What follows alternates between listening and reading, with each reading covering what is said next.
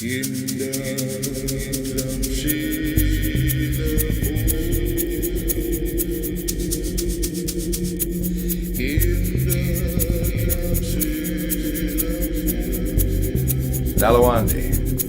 Welcome to my creative Shipshan native blog. I'm your host, Bill Helene. Other tips that I want to give you and advice in buying native jewelry or any type of jewelry that's been handcrafted. And even for you young artists or new carvers, make sure you do an extra bit of work. Make sure the edges are nice and smooth. File them with your different cuts of files so that you can make sure that it's going to be an easier polish job on the edges, because somebody's going to be wearing that. You're going to be wearing that on your skin. You don't want that digging into your skin or having any sharp, unclean edges. That you take care in finishing the work, that the artist has done a good job in engraving, doing the detail, and actually creating a piece that you can be proud of. If it's an original piece, you should be able to request, some special stuff put inside of it. Many years back, I started to set stones in my work. I saw that Bill Reed, who was a Haida artist and a mentor of mine, had been setting stones in his work when he took some training. And so I did the same thing. I went to a jewelry school down in Santa Monica and learned how to set gemstones in my work. It adds a whole new dimension to jewelry. So really started something way back then as far as the trend for having gemstones in my artwork, my wearable artwork. So when you're looking at all your designs, you can see that, again, the definition of the beak and the eye socket is how the head begins. So that's where you want to start looking at your design to define it. What is it? Here's the tongue inside the mouth of the raven. And this is kind of the cheek, the bottom part of the mouth of the beak for the raven. And he's opening up, holding on to the sun. And right here, underneath it is the claw. And the claw hanging onto the edge. And again, the wing with the salmon head. And the tail feathers coming at the other side of the bracelet. That's one thing that is very difficult about deciphering the designs, is how the artist has composed all these different shapes. Another human, just look for the teeth and the nostril. There's a little nostril, eyeball, eyebrow. And, these shapes are all composed abstract in most cases, because you got to spread it out through a very unusual space. And you'll see that a lot in the black and white or the different colored two-dimensional paintings and designs, is that they are abstract in most cases. I like to create them so they're a little bit identifiable by the general public. And hopefully this jewelry training session for how to buy native art in precious metals is helpful to you. That's the main thing that I want to teach any of my clients, and I do, is to teach them how to understand what the story is that is being told in their jewelry. It's very important, because you're going to be sharing that with so many people. This is a wearable art piece that many people will get a chance to see, and you'll be able to share your story.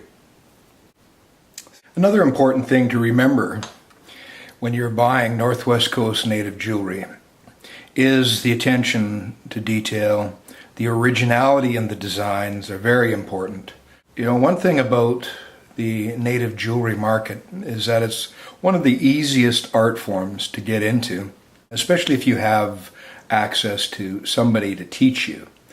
And I found that in the beginning, when I first started engraving precious metals in the northern town of Prince Rupert, I was working with a couple other artists there in the carving shed, and was inspired by what they do, and was really inspired by the detail that I could put into a small space on a piece of precious metal. As I was saying about it being easy to get into, it's an art form that most people until now, as what you are learning about, most people are able to get into carving jewelry and engraving jewelry without having much education on how to do traditional design. In a lot of cases, the designs are not very original, and the people that are engraving these designs are usually copying other styles of designs, either from books or from other people's jewelry. And that's why I love working with my clients one-on-one, is it gives me an opportunity to learn what they like and to create something that relates to them and their character, telling their story. And I'm a storyteller and I'm an artist, and I love doing original pieces so that when somebody is comparing an eagle design to somebody else's eagle design I did for them 10 years ago or 15 or 20 years ago, they can see that there's a difference. They can see that the design has not been copied, and the same old design that you can see in the commercial jewelry market.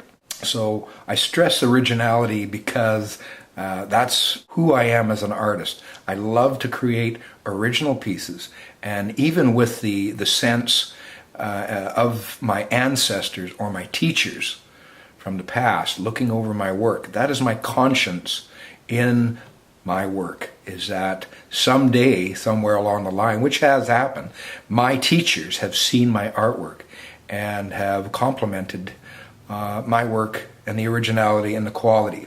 And that is something that's really important, especially when you're investing your hard-earned money in this artwork, is that it should be the best of quality and it should be original work. Unless you're wanting to save money and buy something a little more inexpensive, then you can buy a casting or a stamped piece. That'll be dictated by the price. But if you're looking for original work, just look over the piece. If it's very lightly engraved, that will dictate the price. A part of the journey for people looking for native jewelry is to look around and check out and compare what other jewelry looks like and check out the prices.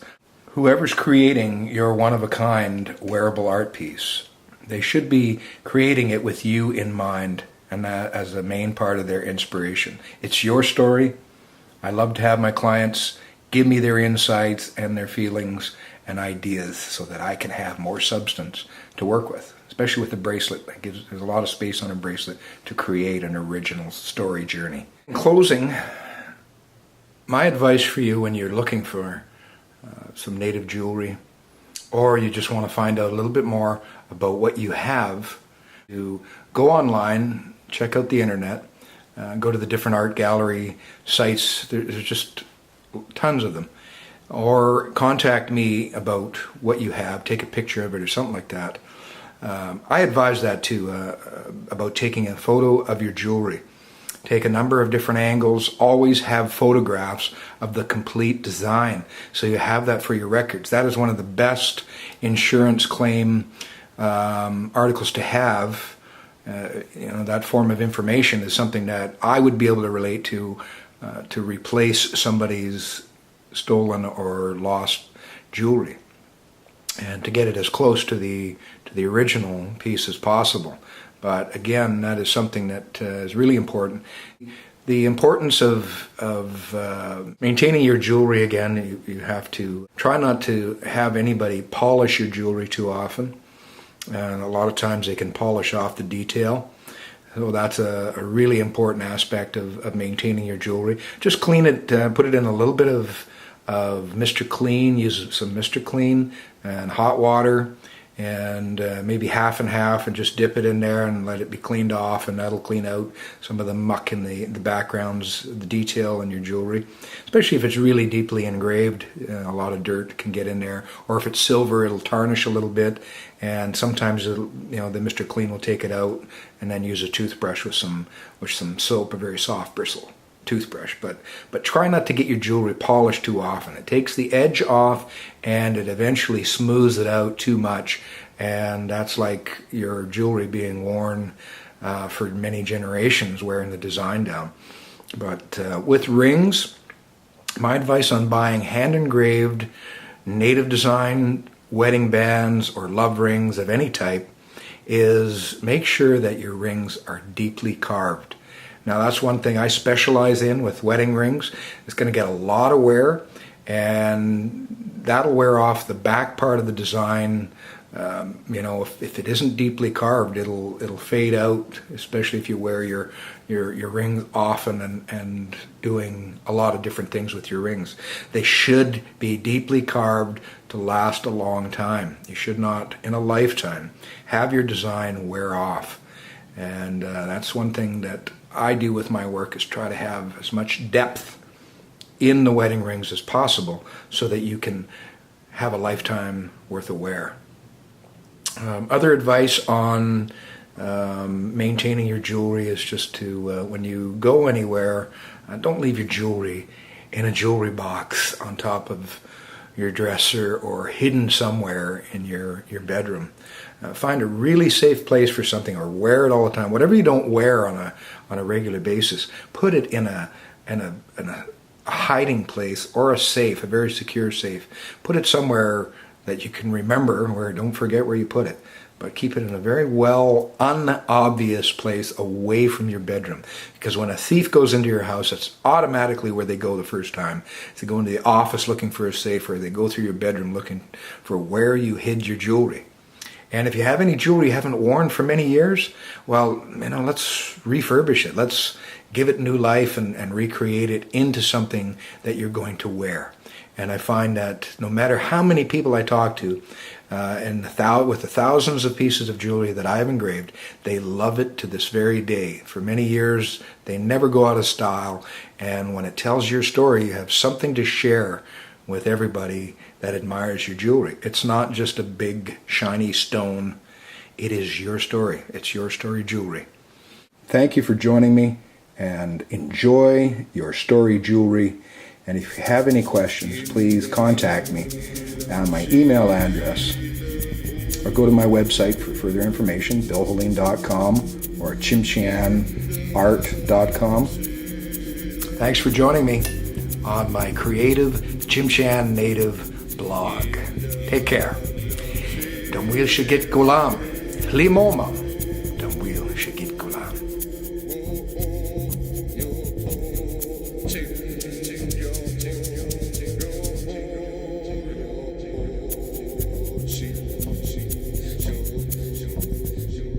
She